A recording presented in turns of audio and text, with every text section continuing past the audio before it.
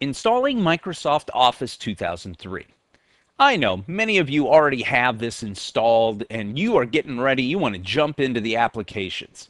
Well, for those of you who perhaps maybe didn't purchase a computer that already had it installed, or you don't already have the disk and you've installed it already, then this video is going to give you some tips and tricks on how to do that effectively.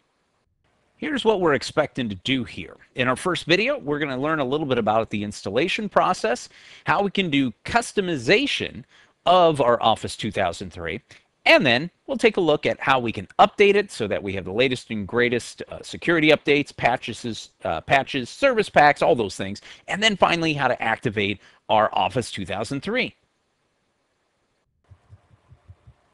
Okay, let's get started with installing our Office 2003. The first thing I'm going to do is take my disk out of my case, place it right here into my DVD-ROM, or if you have a CD-ROM, that works just as well, and it will start installing my Office 2003. So here we go. Grab this here. We can see that the installation files are being fired off, and it's going to start the Office 2003 installation wizard. Now, we're going to stop right here for just a second and focus on what you see here. Microsoft Office Standard Edition 2003. Most of you recognize that there are many different editions of Office 2003. There's the Small Business Edition. There's the Professional Edition. I think there's one called Premier. And each one of them has different features. Standard Edition, as you will see, comes with Outlook. It comes with PowerPoint, Excel, and Word. Your Professional Edition will come with additional things like the Access Database. It's going to come with InfoPath and even Front Page. Some might even include Publisher, Microsoft Publisher. Mine also is a little bit different because I'm a community college instructor part-time, and so when I purchased mine, I did it through the college program, so this is for students and teachers. Just another version of Office 2003. Just understand, your mileage may vary depending on which one that you get. However, the installation is the same no matter whether you're using the Office Standard Edition or you're using some other version like Professional Edition. It is going to ask me for my product key, which will be on the back of your disk or your disk sleeve, so I'm going to enter that right now. Once I've inputted my product key and clicked Next, you'll see the next screen asks me for my user information. That, of course, is if I had the correct key. If I didn't, it would say, yep, this is a bad key, try again, and hopefully it would get the key down correctly. This information, by the way, some people just kind of blow it off. They bypass it. Let me give you a little tip. If you put in, for example, we'll just go ahead and put my name in, Chris Ward is my username. Well, what are my initials? CW. My organization is CBT Nuggets. Now, when I put this information in, it's going to save it. And whenever I open up templates that have places for a username or initials or an organization, it will automatically fill that information in for me. This is also important when you start sharing some of your documents or your spreadsheets. When you make comments or you do any collaboration, people are going to want to know, well, who changed that? Or who made that comment? Well, my initials will show up, CW, or my username, Chris Ward, and that way people go, oh, Chris made that comment. So this is really good information. So when you're installing, plan on putting your name, your initials, and whatever organization you're with if you're part of an organization, or just leave the organization blank if it's just a personal thing that you have. This will make it really easy for you to track any changes because this information is also embedded into the file itself, so that way you know who saved it last, who modified it last. We're going to go ahead and click Next. At this point, we see the EULA, or what they call it. It's the End User License Agreement. We call it EULA, E-U-L-A for short. Here is just merely a statement that Microsoft is a licensing company. They're letting you put their software on your computer. If at any point in time you break the agreement or they decide they don't want to make it available anymore, you'll have to remove it. We simply say we accept the terms in the license agreement, as have millions of other people, and we click Next. At this point, we're given the choice, hey, do you want to do a typical install? Or we can choose other types. Complete installs, minimal installs, and custom installs. A typical install is based upon what Microsoft feels most people would use in the way of components or features. Other features can be installed if you want to use them on the first use, or you can add them later, as it says, with the Add Remove programs in the control panel. I have yet to find myself to be a typical person. I'm either one of these, where I just want everything given to me at one time. Look, give me the whole kitchen sink, the whole enchilada, whatever thing you want to use to describe what you're doing. This is everything. It will install everything to your hard drive. That's all the components and the tools. But I understand. Some of you guys, I mean, maybe you don't have that much disk space. That's where a minimal install will help you out. Minimal install will give you the required components so you can run Excel and Word and PowerPoint and Outlook in the standard edition, and it will only use enough disk space to install those basic components. The one I'm going to show you, though, is the custom install. This is the one I use where it helps me especially if you're using a large edition like Professional Edition, which has a lot of features that you might never want to use. Well, maybe you don't want those. Well, we can pick and choose. The other thing you'll see is you can choose a place that you want to install. I recommend leaving it at the default, the Program Files Microsoft Office. But again, if you have a small C drive, your system drive, and now you have this other large hard drive that you have, like the D drive, you could go ahead and click Browse, find a destination folder, maybe on your computer, maybe you have in my case this is a recovery drive, and you would choose the D drive and that's where you would install it. Again, that just depends on how much disk space you want. However, typically most people are going to just leave this by the default. I go ahead and click Next, and off we go. It wants to know which one of the applications we would like to install. Well, I don't know about you, but I typically say all of them because I do use Word, I do use Excel, I do use PowerPoint and Outlook. It tells you right now the space that's required for all 4 of these applications with their typical installation. That's important. Unless I choose the advanced customization of the applications, I'm really doing the typical install at this point. It's going to take 418 megabytes of my disk drive. Now I have quite a bit available. I have just almost 400 gigs, so that's not going to be a problem. So let's go ahead and click Next and see that now we have the installation options for applications and tools. Here's my Excel, my Outlook, my PowerPoint, and my Word.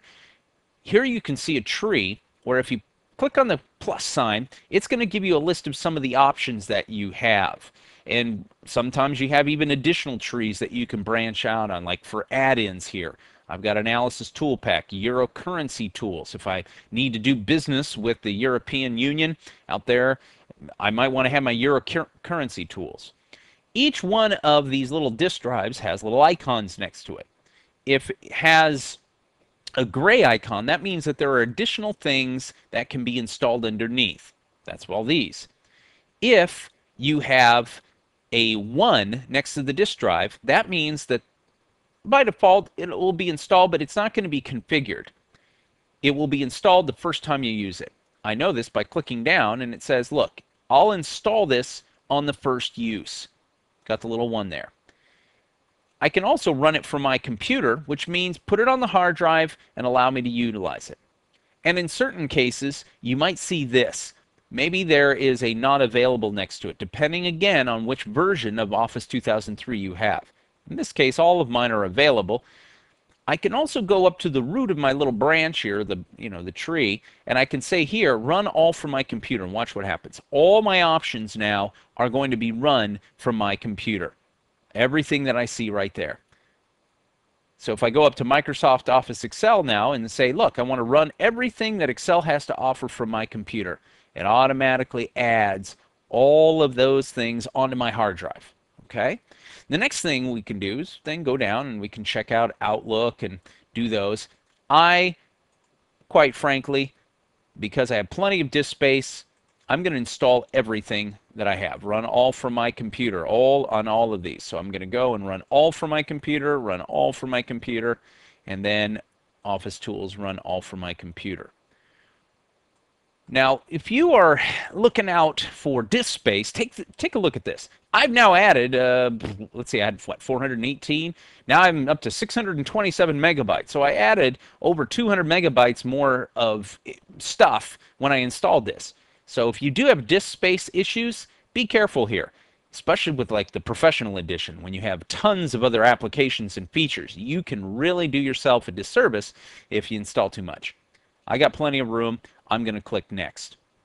One other thing to see is it gives you the summary screen. That just means, hey, look guys, here's all the things we're going to be adding or installing: Word, Excel, PowerPoint, and Outlook.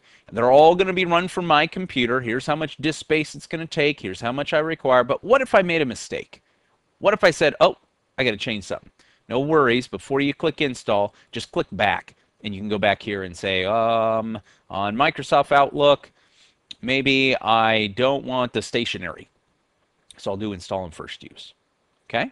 So we can do this and get it set up. I'm going to run it from my computer, click next, and I'm going to click install. At this point, Microsoft Office is going to go ahead and install the application, and we can sit back and watch the bars move across.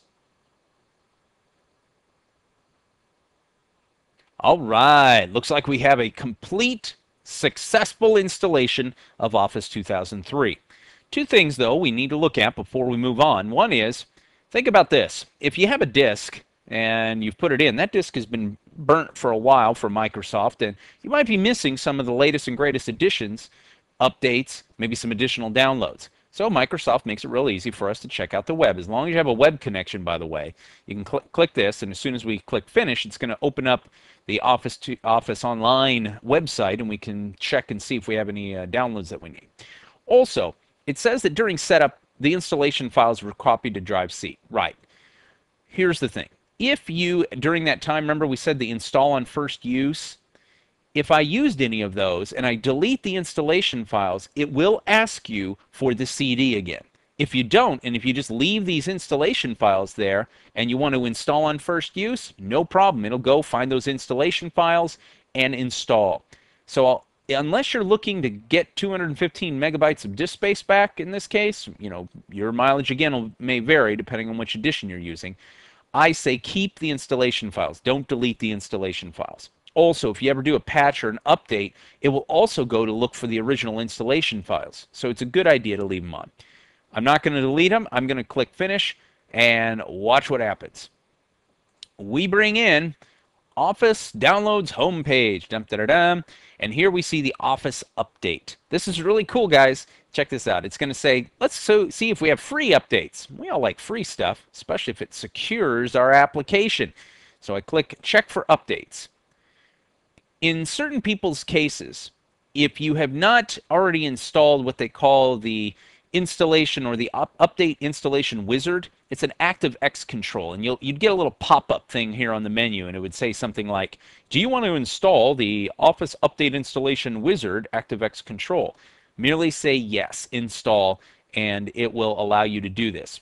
All it's doing right here, it's checking your computer and saying, hey, do you have, in this case, Service Pack 2 for Office 2003? There's an update for Office 2003, and these are required updates, by the way. Update for the Outlook 2003 junk email filter. We all hate that spam. We're going to want that. But look at this. There's a security update for Outlook 2003. However, I can't install it yet until I install Office 2003. Bummer. Oh, no problem.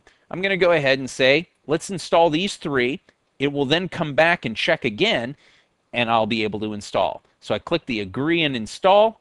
It will go through and say, look, let's download the selected updates, and then we will install them. Alrighty, installation was successful. It tells you the 3 updates that we got: our Service Pack 2, our update for Office 2003, and our junk email filter. When I click finish, it'll say, now, you know what? There are some required updates that you didn't install. Let's check to see which ones those are. Well, we'll know. It's that one security one for Outlook. And yep, there it is. Security update for Outlook 2003. At this point, there are no recommended tools where Microsoft would say, hey, look, here's some additional download type things. Now, that doesn't mean that there's not some very cool features or templates or things you can use, which are all available over here. But you have to go look for them. They're not going to recommend them at this point. We'll go ahead and agree and install this security update for Outlook 2003. And this is familiar. We see, we download, we install, and we'll be ready to go at that point. Okay, our installation is successful. We got our security update. We'll click finish. At this point, it'll say, look, looks like you're already updating, and we can go to the Downloads homepage, find something. We can go back to the Microsoft Update website, but everything else should be good to go. So let's close out of this. And the first thing we're going to do is we're going to click Start. We're going to go to All Programs. We're going to go to Microsoft Office, and let's say we want to start Microsoft Office Excel 2003. When we do that, it's going to open up and allow me the ability to go ahead and either activate. In this case, I've already activated this version. It will come up with the screen. You'll click, do you want to activate over the phone, or do you want to activate it through the internet? If you have an internet connection, you just click go. It'll go through, it'll collect the information, it'll send it off, and you're good to go. But maybe you don't have an internet connection, or maybe you've installed it a couple of times and now you need to get permission from Microsoft because they're a little suspicious. They might say, hey, give us a call, and you can explain over the phone. Look, it was on my laptop and now I've moved it over to my desktop. I need to activate it again. And they can say, okay. If you don't activate it, the nice thing is Microsoft gives you about, I think about 50 times, 48, 50 times before they say you can use it. After that, the options will be limited on what you can use Microsoft Excel to do, or Word, or Outlook, or any of those others. So once we fire off the application for the first time, in this case I've already activated it, it will ask you to activate it and we can begin. Okay then. We have now looked at our first video and we see how to install Office 2003. That was the first thing that we wanted to make sure we did. We also talked a little bit about customization. Hey, what if we want certain features, or we don't want other features, or we do want these features? We can do that with our customization. Remember one key thing about customizing things, and that is when we are installing Office 2003, we want to leave the installation files on the hard drive if we have enough space, because if we do an install and first use, or if we ever want to do some updates, we don't want to have to spend a lot of time looking for the CD. And then finally, we are going to do updates and activation. Updates because that CD is probably old, we need to delay the service pack. And activation, hey, if we want to use that full featured Office 2003 for more than 50 times, we do need to activate it now with Microsoft. I hope this has been informative for you, and I'd like to thank you for viewing.